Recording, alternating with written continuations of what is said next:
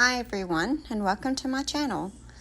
Today we're going to be making mini hobby journals. These journals are so much fun, and because they're a miniature version, they're easy and quick to make. So I'm showing you here all of the different ones that I have made over the past few days, and all the different sizes that they are, and the different hobbies that you can make one for. These make wonderful stocking stuffers, Christmas gifts, birthday gift. Anyone in your family who has a hobby that you think they might like to journal about, this would make a great journal for it. So my goal today is to show you inside each of these journals. I'm not actually focusing on any one journal in particular, but I want to show you the different ways that you can make them, the different materials that you can use to make them, and the different hobbies. Like that one's a beekeeper's journal. And so if you know someone who keeps bees, that might be a good one for them, or someone who loves birds and loves watching them, a bird watcher's journal. For the gardeners in your life, a gardener's journal, and you can make it more masculine or feminine depending on who it is you plan to give it to.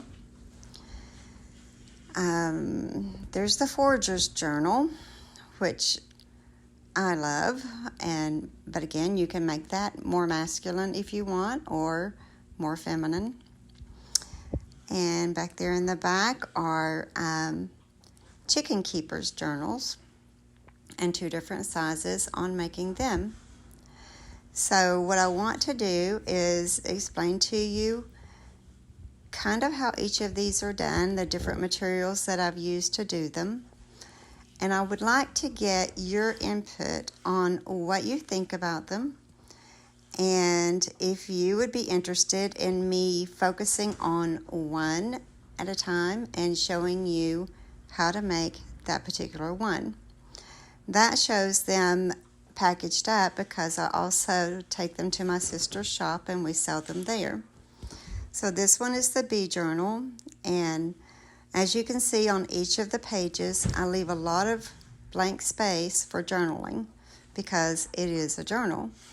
So the goal here is that whoever gets this journal will journal about whatever their hobby is. So I want them to have plenty of space to do that journaling.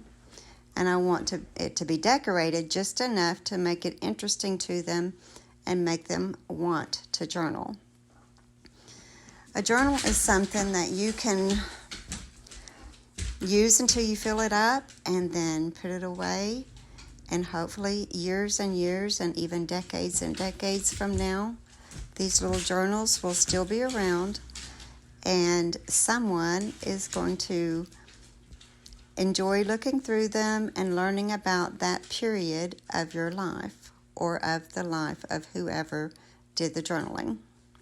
So this one is a gardener's journal, and I use little pieces out of an old gardener's book to make it. You can use lace like I've got there, or cardstock. You can use stamps. This one's a mini prayer journal, and I think everybody needs one of those. So there's plenty of room there for journaling in. I've done things to it like decoupage, and that's a pressed flower, and that flower is from my flower press that I showed the video on a while back. So I can show you how to use those pressed flowers in something like this. This one is the bird watcher's journal. So I've used a number of different things in it, and that is one of the chicken journals. I absolutely loved making this one. And it's actually made from an old calendar, and that's the calendar there. It's an expensive calendar because the paper is lined with linen. It's made by Lang, and it probably cost around $20 to buy that calendar, but once the calendar year is over, you can do something like this with it. That shows a leaf that I did and paper that I did using rust. And I'm going to show you how to make rust water to do that in a future video. These are just stamps that I used. That page right there is embossed. There's all kinds of different papers. There's so many things that you can use when you make these journals. I love old books, and if they're in good shape, then I love them just as they are. But if they're not, and they're headed to the dump, or they're falling apart, then I like to go through them and take pieces out of them and use them in my junk journaling. And this is actually called junk journaling, but it's junk journaling with a purpose, and the purpose is that you journal in it. So this one is a journal that I just finished making, and I made it for us to use, me and my sisters, when we go foraging again. The flower that you're seeing there on the front is called a Queen Anne's lace, but a lot of people around here call them chigger weeds because chiggers like to get in them. But I found some on our last trip that we went foraging on, and I decided that that would be the perfect thing to use as the cover for this book. So my plan here with this book, this is showing the rust, by the way, that the way that it does when you make rust water and you add it to your paper. And that paper is really just cardstock, but it makes it look and feel like leather. So this book, I didn't do very much at all inside of it. I just used different papers out of, like I said, old books, and some cardstock and just different things, and then I used stamps to decorate it a little bit.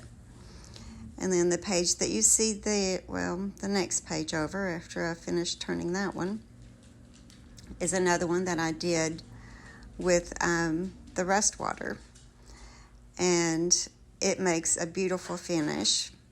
So I put it, that's the very center of the book there.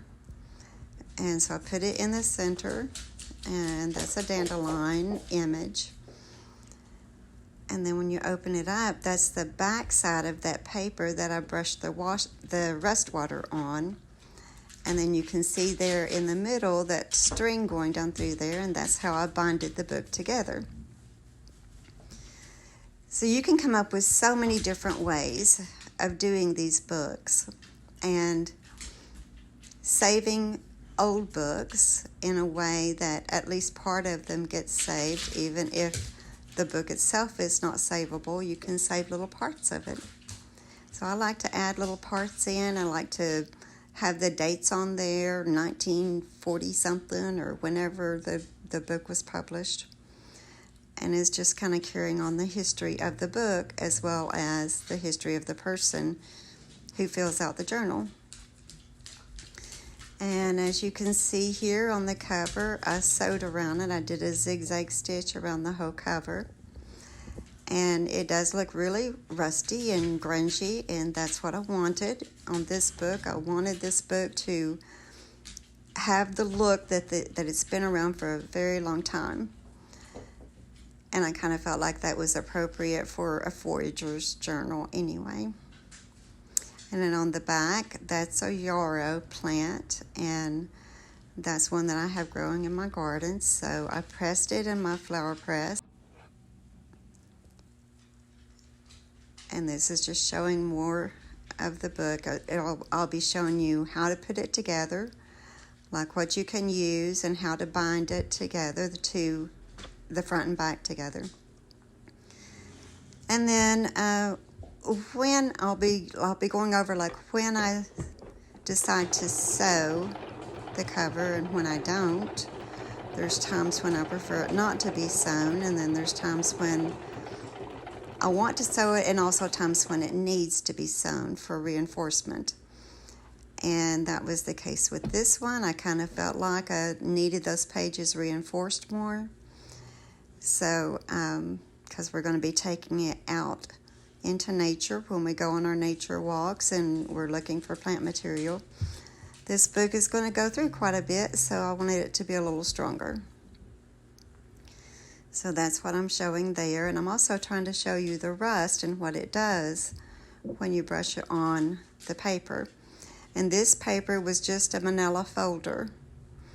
So it's 2 pieces of manila folder sewn together on the front and also on the back. And then, like I said, it was, I had just brushed the rust water over it, and it gave me that finish. And if you rub your finger across it, it really feels like it's leather. So this finish works great for some of the books, like a forager's book. But some other books, you want it to look a little nicer, like a prayer journal. There's just different looks that you can give everything, all the different journals that you might come up with. And I'm sure that you guys could come up with journals that I haven't even thought of. This is showing you how I decide when to glue pages together to make one page, and when I use a page on its own and I don't glue another one on it. But those book pages are very old and they don't hold together very well. You can see there, even just that fold that I made, the book page is trying to come apart. So in order to save that page at all, it has to be glued onto another one. So that's why I did that there, and I like the different looks of book pages and plain pages and all sorts of things put together to make pages, and having them all in one book. So that's why I do them like that. And as you can see there, on some of those book pages, I have used just a stamp and stamped plant material, images of plant material onto the pages just to decorate it. But still leaving plenty of room to do journaling. And in this case, plenty of room to, if we find a plant that we haven't seen before, we may want to take a leaf off of it or a flower off of it and press it in. We would actually just put it in this book until I got it home, and then I would put it in my flower press. But it's a way to just kind of save the leaf while you're out on your nature walk. And my hope is that my sisters and I will go foraging quite often, and that we will, over time, each make our own foraging book. And when we take it out on our foraging trip, which is what I plan to do with this one the next time we go foraging, I will put where we went and the day that we went, and hopefully all of us will be there. I'll put all of our names in it and what we found there, what we did. So this one little mini forager's book will journal that one day of foraging. And then maybe over time we will each have one of these books. They can make one and do the same thing on one of our trips, and we'll each have that as a memory of our days of foraging. And you can do that with any of the journals. You can journal your gardening for a season and record it for a season. A beekeeper can journal a year's worth of beekeeping and have that to look back on, or his grandchildren or her grandchildren or great-grandchildren. If people take care of the journaling book and pass it on down through the generations, then who knows, 50, 100 years from now, that book could still be around documenting that one period of that person's life. And that's why I'm always saying it's important to journal. And it's not whether or not you know a whole lot about one subject. It's just journaling your life and passing that information down to future generations. And there I'm showing how I bind that particular book, how I connect the pages to the cover. And that's how I did on that one. That's how I did on a couple of them, but some of them I bind them other ways. It just depends on the book and how big the spine is as to how I choose to actually bind it together. And in that particular one, the way that that one's done, the pages can actually be removed and put back in there, or you can add more pages into it, because it's not the only thing connecting the pages to the cover is that string. So I wanted to actually do a whole book with you and just show you how the whole book was done.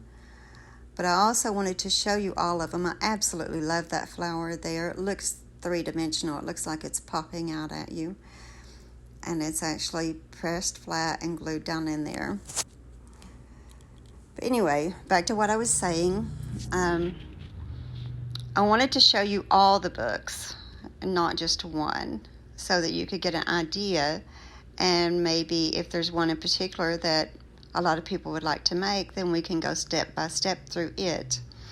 That's a page out of my flower press. So I did a video on that. I think maybe that was my first video, how to make a flower press. And I have been pressing flowers in it since then. And what you're seeing right there is the yarrow, which I put on the back of the book. But that's the yarrow leaf and the flower. And so if you have missed that video and would like to make a flower press, you can go back to it and watch it and make your own flower press. And it can be any size you want. Mine's pretty big, but it doesn't have to be that big. It can be any size you want it to be. So anyway, think about that, and I also want you to see all the different ways that you can use those pressed flowers, and this is one of them. In really any of those journals that I just talked about, even the prayer journal, God created everything. So God created these plants. So a plant will easily fit into a prayer journal to help decorate it. Also, chickens are great foragers, and they forage and they eat a lot of plants. So putting plant material in there in a book that you do for a chicken keeper is perfect. Of course, it's perfect for a forager's journal. Dried plant material is so pretty, and it can be used in so many different ways. This is only one of the ways that it can be used. So there I'm showing you how that I attach the plant material to my page, or in this case, it's to the back of the cover. So we can go over all that. I really just want you to kind of get a peek at what I'm doing, and then let me know. I really hope to get some comments from everyone. Let me know what you think about it and which ones you would like to see me make, if you're interested at all in making one. But like I said, please think about the fact that you can journal just about anything. You can make a little journal over it. And journals are very important. You don't have to make it cute even. If you're just doing a diary, whatever you're doing, if you